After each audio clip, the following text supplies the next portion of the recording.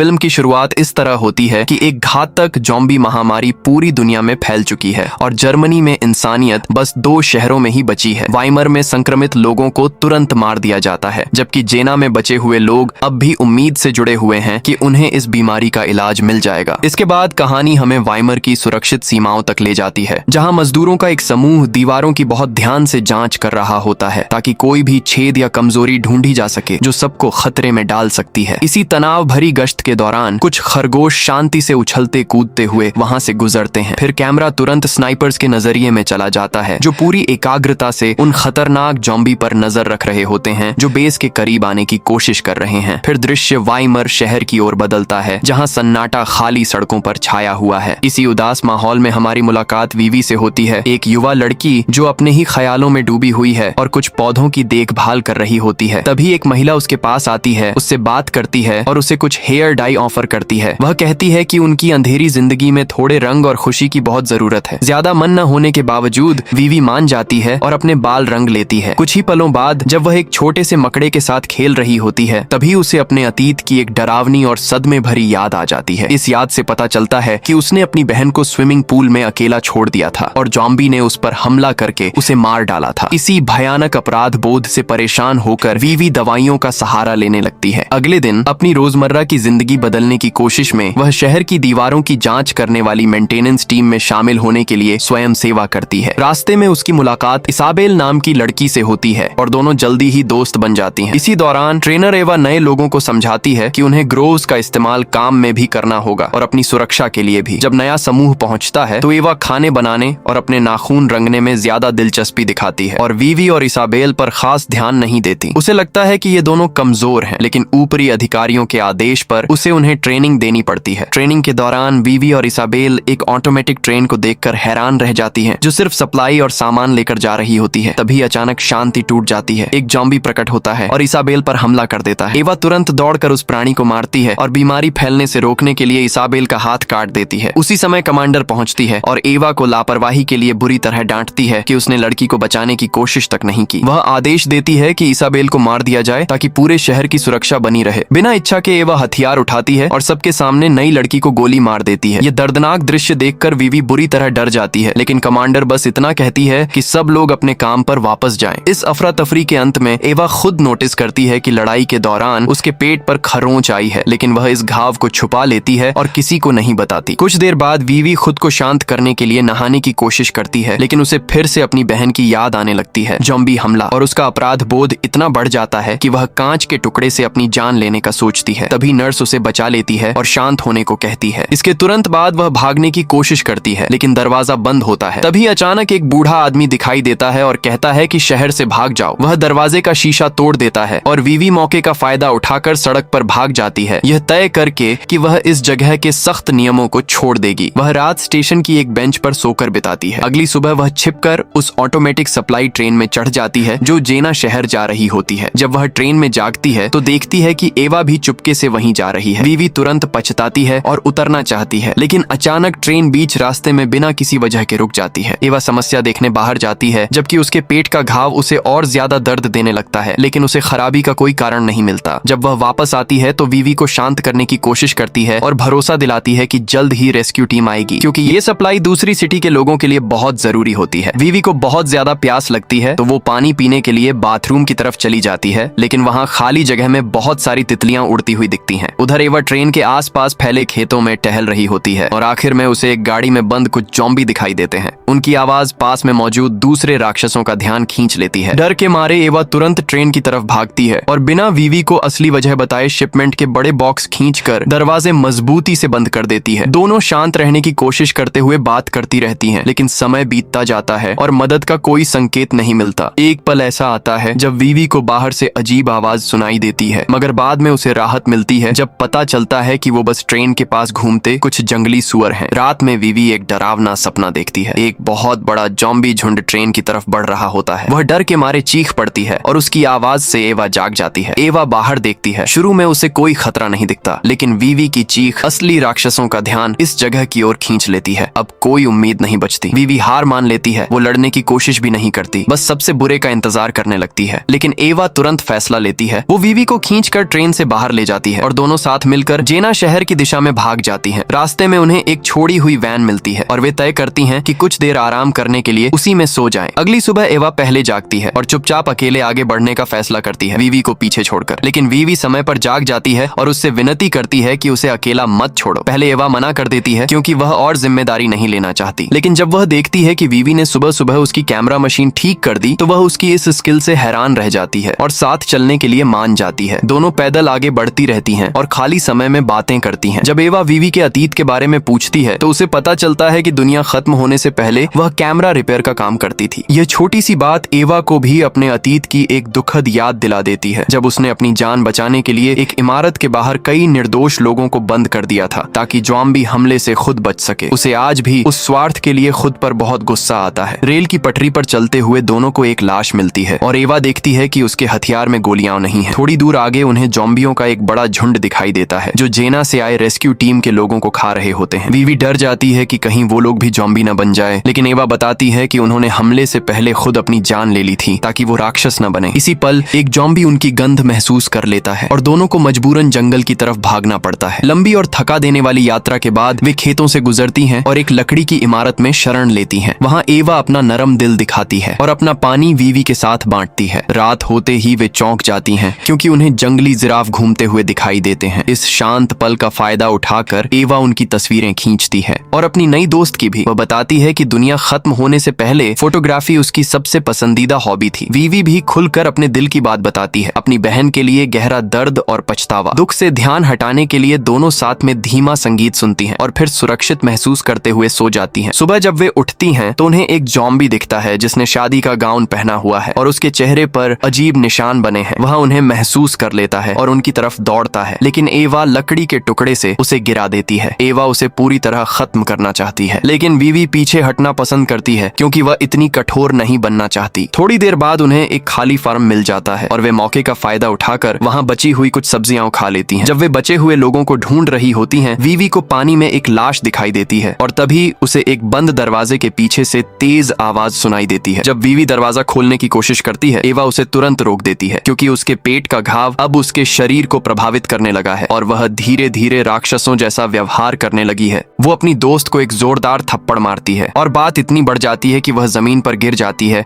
और वहीं छोड़ दी जाती है। इसके तुरंत बाद एवा दिखाई देती है। वह एक झील के किनारे बैठी होती है। तभी वीवी अपनी दोस्त को धक्का देकर पानी में गिरा देती है। उसी पल झील की गहराई से ज़ॉम्बी एवा पर हमला कर देते हैं। वीवी डर के मारे वहीं जम जाती है। उसके हाथ में पत्थर होता है, लेकिन वह एवा की मदद करने के लिए उसे इस्तेमाल ही नहीं कर पाती। आखिरकार एवा खुद ही पत्थर पकड़कर उस राक्षस को मार देती है और फिर गुस्से में वीवी से बुरी तरह लड़ पड़ती है क्योंकि उसने उसकी मदद नहीं की। झगड़े के दौरान वीवी एवा को धक्का देती है और उसकी दोस्त के पेट पर संक्रमण के निशान साफ दिख जाते हैं। इतनी सारी बातों के बाद दोनों अलग अलग रास्तों पर चलने का फैसला कर लेती हैं। अकेली रह गई वीवी पर फिर से हमला होता है और वह लगभग मर ही जाती, लेकिन तभी एक रहस्यमयी औरत उसे बचा लेती है जो जंगल में रहती है और उसके चेहरे पर वही निशान होते हैं जैसे उस दुल्हन वाले ज़ॉम्बी के थे। वह औरत वीवी के साथ बहुत नरमी से पेश आती है और उसे अपने झूले पर सोने और सुरक्षित आराम करने का मौका देती है। रात में वीवी को फिर अपनी बहन का भयानक सपना आता है। अपराध बोध इतना गहरा है कि उसकी जीने की इच्छा ही खत्म होने लगती है। वह अपने ऊपर हथियार चलाने की कोशिश करती है, लेकिन किस्मत से उस हथियार में गोलियां नहीं होती। तभी जंगल में रहने वाली वही औरत फिर सामने आती है और वीवी को समझाती है कि उसी हिम्मत का इस्तेमाल जीने के लिए करे, हार मानने के लिए नहीं। वह उसे अपने बगीचे में ले जाती है और ताजा खाना खिलाती है। दुनिया और इंसानों की गलतियों पर बात करने के बाद वीवी टहलने निकलती है और उसे एवा जमीन पर बेहोश पड़ी मिलती है। जंगल वाली औरत तुरंत आती है, अपना खाना एवा को देती है और उसे होश में लाने में मदद करती है। मदद मिलने के बावजूद एवा का व्यवहार सख्त ही रहता है, लेकिन वह वीवी के साथ आगे चलने का फैसला करती है। औरत उन्हें जाने देती है और वे फिर अपनी यात्रा पर निकल पड़ती हैं। चलते चलते उन्हें अतीत के लोगों की परछाइयां और भ्रम दिखाई देने लगते हैं। बीमारी के पहले असर उनके दिमाग पर दिखने लगते हैं। जब वे एक बांध पार करने की कोशिश करती हैं, तभी ज़ॉम्बियों का बड़ा झुंड उन पर हमला करने आ जाता है। वीवी को बचाने के लिए एवा खुद को ज़ॉम्बियों के हवाले कर देती है और उससे कहती है कि अपनी जिंदगी में कुछ अच्छा जरूर करे। वीवी किसी तरह भाग निकलती है उसी समय जब राक्षस एवा पर बेरहमी से हमला कर रहे होते हैं। अब पूरी तरह अकेली और टूटी हुई वीवी बिना किसी दिशा के चलती रहती है जब तक उसे एक घर नहीं मिल जाता। वह जंगल के बीच एक छोड़े हुए मकान में चली जाती है। जगह खाली लगती है, लेकिन अचानक एक अंधा ज़ॉम्बी उस पर हमला कर देता है। लड़ाई बेहद भयानक होती है और आखिर में वीवी अपनी एक आंख खो देती है, लेकिन वह उस राक्षस को मार गिराती है। दर्द से बेहोश होने से पहले से उसे फिर वही पल याद आता है जब उसने अपनी बहन को अकेला छोड़ दिया था। जब वह होश में आती है तो उसे एक प्यारा सा कुत्ता दिखाई देता है, लेकिन वह बस चुपचाप खड़ा रहता है। वीवी फिर अकेले अपनी यात्रा जारी रखती है। कुछ दूर चलने के बाद उसे अपनी बहन की लाश मिलती है जो पत्तों से ढकी होती है। वह फूट फूट कर रो पड़ती है और उसके पास ही सो जाती है। जब वह जागती है तो देखती है कि उसके शरीर पर भी पौधे उगने लगे हैं। वह किसी तरह खुद को उनसे आजाद कर लेती है, लेकिन तभी उसे एक और बड़ा झटका लगता है। एवा अभी भी जिंदा है और उसके शरीर पर भी पौधे उग रहे हैं। बिना एक पल सोचे वीवी अपनी दोस्त को साथ लेकर इस लंबी यात्रा पर आगे बढ़ने का फैसला करती है। उम्मीद है आपको ये पूरा सार पसंद आया होगा। फिर मिलेंगे एक नई कहानी के साथ।